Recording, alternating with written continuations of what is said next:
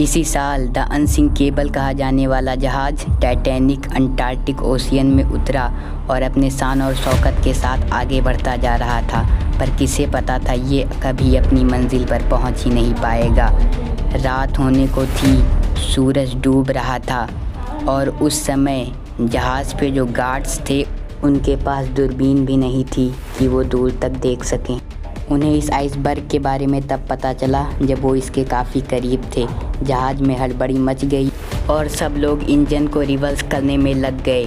सब लोग इसी कोशिश में लगे थे कि जहाज़ को उस आइसबर्ग से टकराने से बचा लिया जाए, लेकिन ये कोशिश कामयाब इसलिए नहीं हो सकी क्योंकि जहाज़ और आइसबर्ग के बीच में जो फासला था वो बहुत कम बचा था।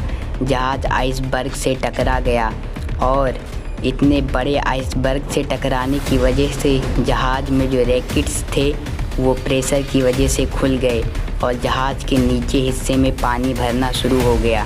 लेकिन टाइटैनिक को कुछ इस तरह से डिज़ाइन किया गया था कि अगर इसके नीचे के 3 फ्लोर्स में पानी भी भर जाए फिर भी ये नहीं डूबेगा। लेकिन पानी 3 फ्लोर के बाद चौथे फ्लोर में भी भरना शुरू हो गया। सब लोग डर गए। उस समय टाइटैनिक के कैप्टन ने ये फ़ैसला लिया कि सभी को लाइफ बोट्स के ज़रिए समुद्र में नीचे छोड़ा जाएगा।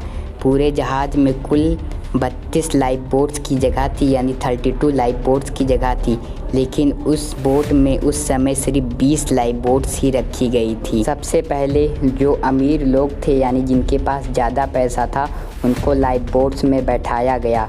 इतने में ही एक शॉर्ट सर्किट हुआ और टाइटैनिक की सारी लाइटें बुझ गई। बहुत अंधियाला हो चुका था। जहाज़ के बीच से 2 टुकड़े हो गए और जहाज़ पानी में समाने लगा।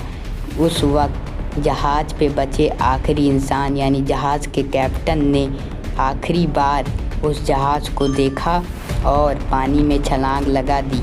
और पानी उस समय इतना ठंडा था कि वो उनकी 5 मिनट के अंदर ही डेथ हो गई। और ऐसी ही मिस्टीरियस चीज़ें जानने के लिए हमारे चैनल को सब्सक्राइब करें। तब तक के लिए जय हिंद, जय भारत।